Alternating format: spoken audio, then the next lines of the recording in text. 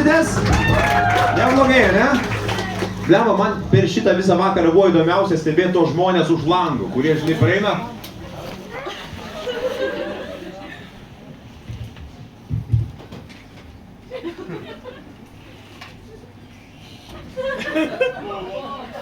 Jo. Gerai, pašnekėkime apie kitas temas. Hemorojus. Jo, neapsigaukit, neturi nieko bendro su roju. Žinot, aš taip galvoju visą laiką, geri žmonės patenka į rojų, ne, blogi žmonės patenka į pragarą. A kur patenka tie žmonės, kur yra, žinai, komsa, žinai, nei tai blogas, nei tai geras, bet toks, žinai, smulkus niekšelis, tu biškį nervuojant, žinai. Man atrodo, kad tokie žmonės patenka į hemorojų. Tokie, žinai, in between. Ir turi visą amžinybę labai tokią nemalonę uodegą, žinai. Blemba, ten hemorojus, tos smulkios niekšybės, žinai, tos smulkios niekšybės ir užpisantis dalykai. Man, pavyzdžiui, žiauriai nervuoja, kai man paskambino žmogus ir pats sako, klausau. Motherfucker, aš tavęs klausau, tu man paskambinai, žinai.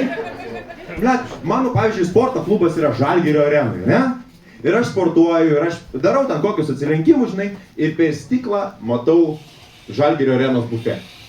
Ir ten būtinai stovi du seniai su 2-metriniais pilvais, žinai, pamato per stiklą, kad aš darau, žinai, tos atsilenkimus, pasiema alutį, prieina. Nori, ne?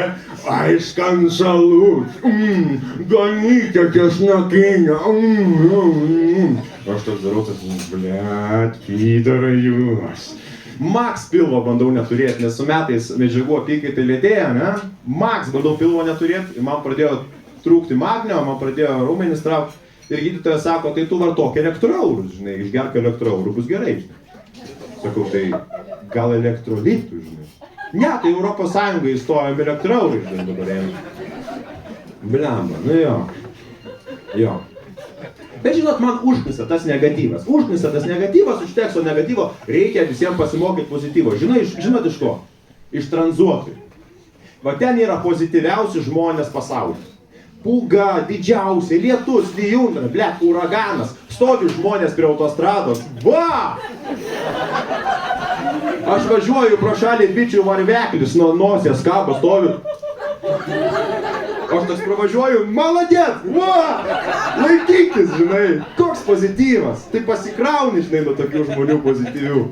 Sėdi šiltoji mašinoje, o jis šalta, bet jisai džiaugės tuo, kai jis tūpi, žinai. To varveklio ant nosies, žinai. Jo.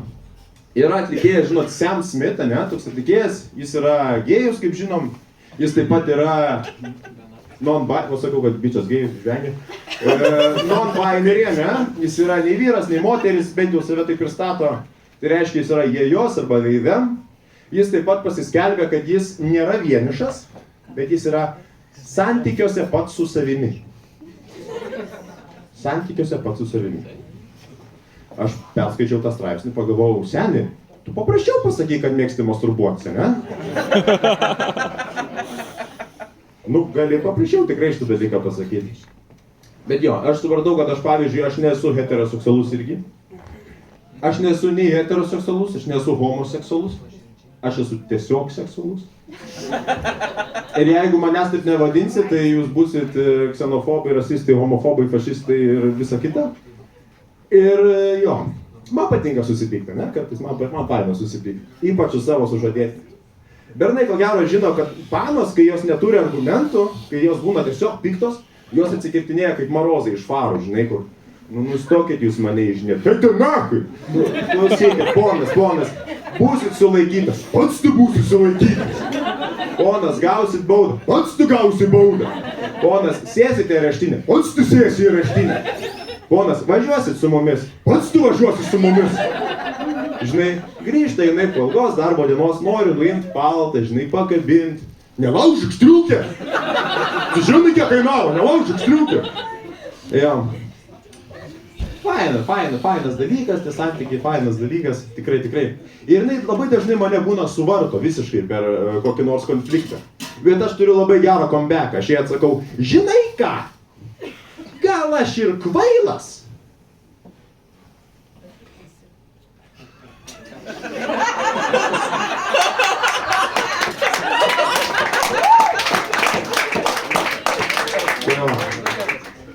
Jo. Ir žinai, jinai pasako, jinai kartais tikrai gerai pasako, žinai, tu esi vyras, tu nežinai, kas yra būti moterim, tu nežinai, kas yra vaikus gimdyti, tu nežinai, kas yra mėnesinės, tu nežinai, kas yra hormonas, tu nežinai šitų dalykų. Ir aš toks galvoju, jinai teisė, aš tikrai nežinau, reikia pabandyti ją suprasti, ne? Ką aš padarau, nusimaunu kelnes, va taip sukryžiuoju kojas, kad trejybė išlystų į kitą pusę, ne? Ir kaip lieka juodas trikampėlis, sakau, šiaip pas mane taip pat kaip pas tave. Aš mergaitė. Nu, kai apsisuko, jau matos, kad ne mergaitė. Bet jo, man tikrai ne tas pats, kas bus ateityje, man rūpi ateitis. Ir aš noriu būti tėvas. Noriu būti labai geras tėvas. Bet problema tame yra, kad aš esu dafiga žioplas. Aš esu žiauriai žioplas. Ir aš bijau, kad tiesiog vieną dieną aš iš mokyklos parvešiu ne tą vaiką namo. Parvežu ne tą vaiką ir jinai tokie, žinai, kas čia, ble, kur mūsų vaikas, ką tu jam padarai, žinai, aš toks nenoriu pasirodyti durnelį, žinai. Sakau, o kuo blogas šis vaikas? Kodėl tu tokia išranki? Jo. Žinai, kad nebūtų to atvejo, kad, blet, vaikus pašoviau į orkaitę pyragą, nuvežiau į mokyklą vėl. Bet jo, tėvystė. Bet man įdomu, kokia mano karta ir jaunesni žmonės bus seneliai. Ne? Nes dabar mūsų seneliai dalinas liaudės išmintim, ten papročiais kažkokiais liaudės dainom, o ko mes dalinsimės? Buvo mano laikai, sakydavo, toks taržanželai sakydavo, pas mergytę šik, supranti, būdavo.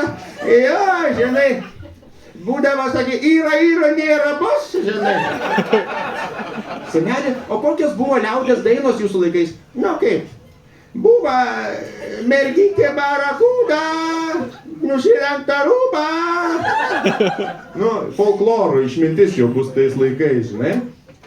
Bet fainas dalykas, ta šeima, fainas dalykas, tik tai tiek, kad, pavyzdžiui, per šventės aš dabar buvau namie ir aš fucking nekenčiu silkės ir visi šitą žino ir aš ne tai, kad nekenčiu silkės skonio, aš jos nekenčiu kvapo. Visi prisirija tos silkės, žinai,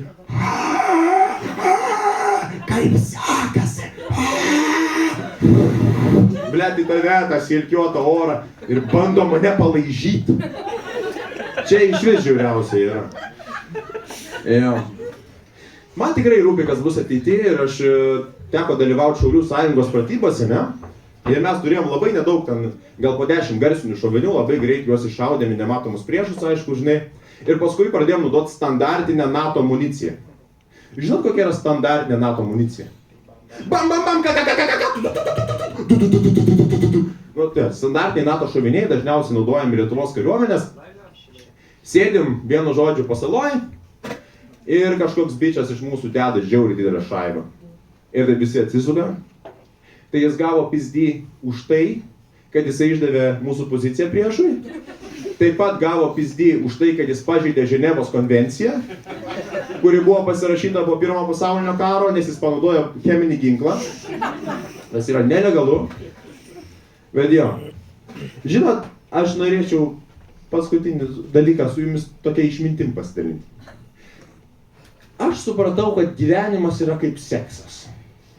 Kartais malonu, kartais faina, kartais skauda, kartais smirda, kartais nesi patenkintas su tuo žmogum, su kuriuo tai darai, ane?